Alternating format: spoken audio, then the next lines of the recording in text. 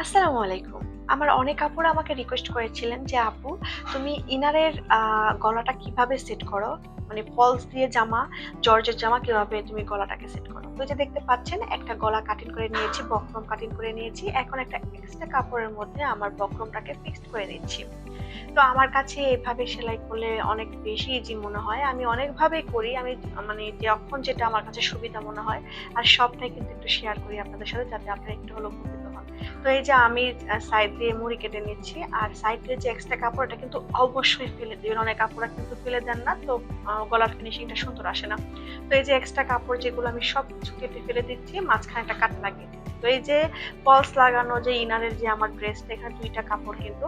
তো ভাঁজ পাট থেকে মানে উপরের যে সোজা অংশ মানে আমার যে জামার ফ্রন্ট সাইড সেটা থেকে আমি গলাটাকে লাগিয়ে নিচ্ছি আমার বক্রমের যে উল্টো পাশটা সেটা দিয়ে।